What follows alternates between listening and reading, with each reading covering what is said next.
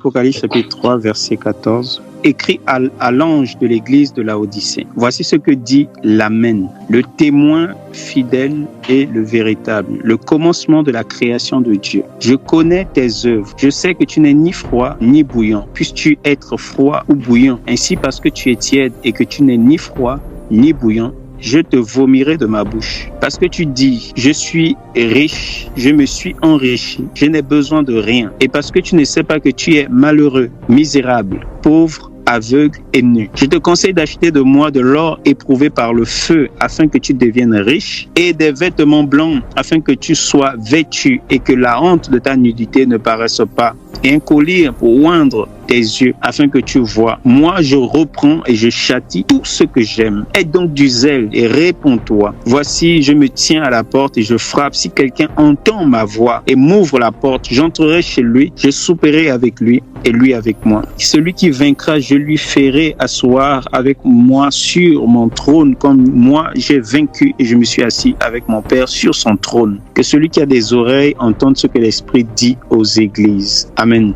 Donc il y a beaucoup à dire par rapport à la lettre du Seigneur à l'église de Dieu qui était à Laodicée, à l'église de Laodicée. Et là, principalement, j'aimerais juste attirer notre attention sur la principale réprimande du Seigneur à l'église, qui est le fait qu'elle soit ni froide, ni bouillante. Et parce qu'elle n'est ni froide, ni bouillante, le Seigneur dit, je te vomirai de ma bouche. Pourquoi? Parce que cette église disait, je me suis enrichi. Ou parce qu'elle dit, je me suis enrichi, parce que cette interpellation est toujours d'actualité. C'est que le Seigneur dit aux églises au pluriel, nous faisons partie intégrante de l'église, de ces églises à qui le Seigneur parle. Et donc, nous devons écouter ces paroles avec beaucoup d'empressement et nous hâter, si nous nous trouvons dans une telle situation, de revenir, parce qu'il nous donne aussi la porte, en tout cas pour revenir à lui. Il dit, si quelqu'un entend ma voix, donc s'il entend cette réprimande et ouvre la porte, il entrera pour souper, donc pour demeurer dans une communion. Et maintenant, ce qu'il reproche à cette assemblée, c'est le fait de s'être enrichi, parce qu'il dit au verset 16,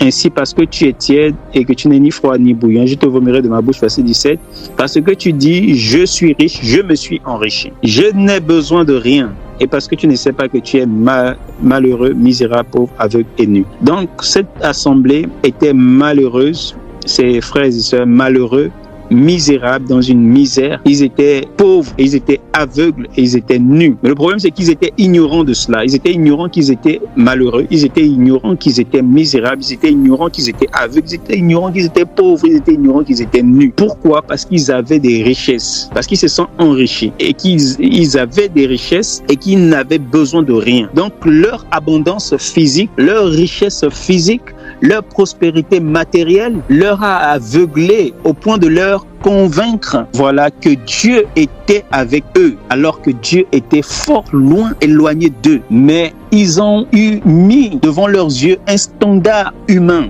un standard, voilà, qui n'est pas spirituel, un standard qui n'est pas approuvé par le Seigneur. Ils se sont mis des règles que si je prospère, ça veut dire que Dieu est avec moi. Si je m'enrichis et que je suis riche, ça veut dire que Dieu est avec moi. Si je le travaille, si je bâtis des maisons, si je me marie, ça veut dire que Dieu est avec moi. Mais Dieu dit non, non, non, non, pas forcément. Dieu peut ne pas être avec toi. Si tu prospères physiquement, si tu prospères matériellement, tout ce que tu veux, tu l'obtiens. Tu n'as besoin de rien. Ça ne veut pas dire que Dieu est avec toi. Et le Seigneur dit que le fait de s'adonner à la richesse et de pouvoir en fait trouver justement son bonheur dans la richesse, ça crée en nous un appauvrissement spirituel et un aveuglement spirituel. Parce qu'en vérité, la véritable richesse, c'est Dieu lui-même, le Seigneur.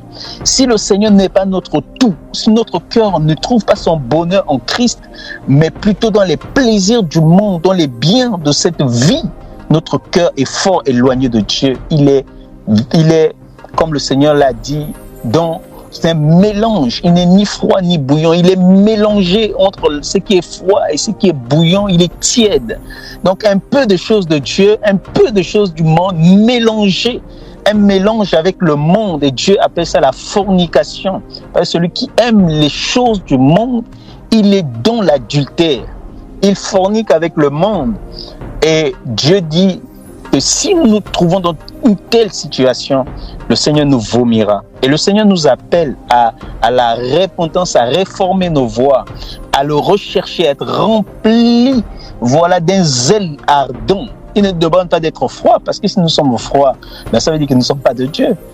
Et si nous sommes bouillants pour le Seigneur, c'est ce qu'il attend de nous en vérité. Il ne veut pas qu'on mélange un peu de monde, un peu de Dieu. Il veut soit qu'on se distingue, soit nous sommes de Dieu, soit nous ne sommes pas de Dieu. Et si nous sommes de Dieu, que nous soyons alors à fond en Dieu. Si nous sommes du monde, alors que nous soyons à fond dans le monde, mais nous ne devons pas mélanger le monde et Dieu. C'est ce que Élie a dit justement au peuple d'Israël, parce qu'il y avait des prophètes du Seigneur et il y avait les prophètes de Baal d'Astarté qui mangeaient à la table de Jézabel, et il y a les prophètes du Seigneur qui mangeaient justement, voilà, à la table du Seigneur.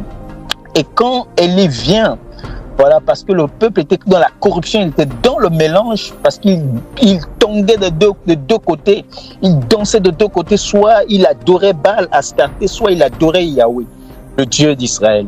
Et le Seigneur envoie un messager, Élie. Élie, quand il vient avec un message tranchant, il dit, si l'Éternel est Dieu, adorant l'Éternel, suivez l'Éternel. Mais si Baal est Dieu, suivez Baal. Vous voyez? Donc Élie a tranché les yeux. Vous ne pouvez pas être dans le mélange, vous ne pouvez pas être tiède, un peu de chaud, un peu de bouillon. Non. Élie dit, choisissez, voilà, qui vous devez servir. C'est ce que justement Josué aussi a sommé le peuple d'Israël. Choisissez qui vous devez servir. Moi et ma maison, nous servirons le Seigneur, nous servirons l'Éternel, nous servirons le Dieu d'Israël, le seul vrai Dieu. Et nous aussi, nous devons nous positionner. Le Seigneur doit être notre bonheur, il doit être notre richesse. Si nous recherchons les biens de ce monde et que nous n'appliquons pas nos cœurs, pareillement avec un tel zèle pour rechercher Dieu, on est déjà en train de s'égarer, on n'est pas bouillant pour le Seigneur. Dieu veut des cœurs qui sont bouillants, qui le recherchent entièrement, en entier. Le matin, à midi, le soir, qui sont amoureux du Seigneur, des amoureux de Dieu. Nous devons être ces amoureux du Seigneur, mes frères, mes sœurs. Amoureux du Seigneur. Le Seigneur cherche des intimes, des personnes, voilà, qui demeurent en lui et en qui il demeure, des personnes qui le suivent dans le lieu désert, des personnes qui sont avec lui dans le lieu secret, des personnes qui communient avec lui dans le lieu secret, qui le reçoivent dans sa maison, qui soupent avec lui et avec qui il le soupe aussi. Or, le souper, c'est la nourriture du soir, vous voyez, c'est ce que lui-même, en fait, le jour de sa mort, a dit. Au temps du souper, buvez ceci et mon sang. La communion avec Christ va nous amener à manger, parce que manger, c'est la communion. La communion, c'est lui en nous, nous en lui. Vous voyez? Et si on mange Jésus, parce que son corps est une véritable nourriture, son sang est un véritable breuvage. Ici, il s'agit bien évidemment de la communion avec l'Esprit et de la parole éternelle. Et ça va nous rassasier. Les biens de ce monde ne seront que pure vanité, que nous en possédions ou que nous en possédions pas. Voilà, nous sommes riches en Dieu. Que nous ayons en abondance ou que nous soyons dans la disette, nous savons que la véritable richesse est Dieu, parce que les biens de ce monde flétiront. L'Écriture dit que tout homme est comme l'herbe et que la gloire de l'homme, la gloire, les richesses qu'un homme peut emmagasiner, c'est comme la fleur de l'herbe. Or, quand le soleil de justice se lève, la fleur flétrit, la gloire des hommes va être ébranlée et la fleur, l'herbe va tomber. Tout homme, voilà, fléchira devant le Dieu d'Israël. Et quiconque sera trouvé digne d'être justifié par l'œuvre de la croix vivra. Mais quiconque n'aura pas son nom inscrit dans le livre de vie de l'agneau, et voilà, ne pourra ni être sauvé, ni avoir part à l'héritage des saints. Vous voyez? Donc le Seigneur veut être notre trésor, celui qui est toujours le premier en nous, qui est toujours le premier et le dernier. Voilà. Et il faudrait qu'il soit véritablement premier dans la pratique. Il doit voir cela au quotidien, dans nos vies, afin qu'on ne se leurre pas. Et le Seigneur appelle l'église de Laodicée. Attention, le monde, attention au travail, attention aux richesses, attention à tout ce que tu as emmagasiné, tout ce par quoi, avec lesquels tu t'es enrichi. Attention, ne te glorifie pas. Attention, n'aie pas une fausse unité de mesure, de penser que c'est parce que tu t'es enrichi que je suis avec toi. Je ne suis pas avec toi. Tu es tiède. Tu es dans un mélange du chaud et du froid. Et le Seigneur veut justement que le cœur revienne avec le feu, la chaleur de l'esprit. Vous voyez, nous soyons bouillants pour le Seigneur. Nous soyons zélés pour le Seigneur. Et le Seigneur, voilà, nous interpelle, il nous dit, aie du zèle, répands-toi. Nous devons nous repentir, revêtir justement les sentiments de Christ, les sentiments d'amour, cet amour qui nous amène encore avec empressement à rechercher Jésus. Quand on n'a pas communié, on n'est pas en paix parce qu'on n'a pas eu une communion avec notre Seigneur. Vous voyez, une communion profonde qui vraiment apaise notre âme, apaise notre cœur, nous apporte la consolation. Vous voyez, une communion véritablement qui fait notre bonheur. C'est le Seigneur qui doit être notre bonheur. Si le Seigneur arrête d'être notre bonheur, tout ce qu'on recherche n'est que pure vanité.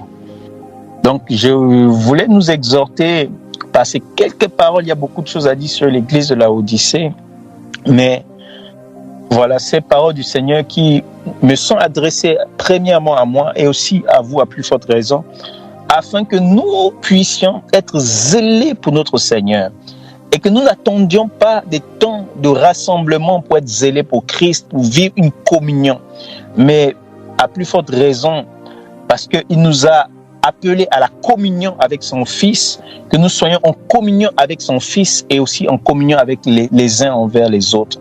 Mais la communion doit commencer avec le Fils de Dieu, avec l'Esprit éternel. La communion doit commencer chacun dans son lieu secret, une communion prise au sérieux, pas à la légère. La manière dont tu te conduis avec Dieu montre combien tu l'estimes. La manière dont tu estimes la parole de Dieu montre combien Dieu a du poids, de la valeur dans ton cœur. Donc, estimons combien est grand notre Seigneur. Estimons quelle richesse inestimable est notre Dieu. Et s'il représente ainsi un trésor de grand prix, une richesse inestimable, combien à plus forte raison nos cœurs ne doivent pas être exercés nuit et jour à nous tenir auprès de lui, selon qu'il est écrit, là où est ton cœur, là aussi est ton trésor, là où est ton trésor, là aussi est ton cœur. Si le Seigneur est véritablement notre trésor, recherchons alors Christ et les choses qui sont en Christ et les choses qui sont avec Christ et les choses qui contribuent à la gloire de Christ, là où Christ est assis, à la droite de Dieu, le Père dans les cieux, et qu'il intercède pour nous. Et nous ne serons point confus au jour de son avènement, et nous nous glorifions en lui parce qu'il nous glorifiera en ce jour. Il nous revêtira de gloire, il nous revêtira d'honneur, il nous revêtira de louange pour sa gloire. Donc je voulais nous encourager par ces quelques paroles, que l'Église soit fortifiée. Et le Seigneur dit au début de cet épître, voilà, écrit à l'Église de Laodicée, voici ce que dit l'Amen. L'Amen, c'est l'ainsi soit-il, c'est le oui de Dieu. Toutes les promesses de Dieu sont oui et amen en Jésus-Christ.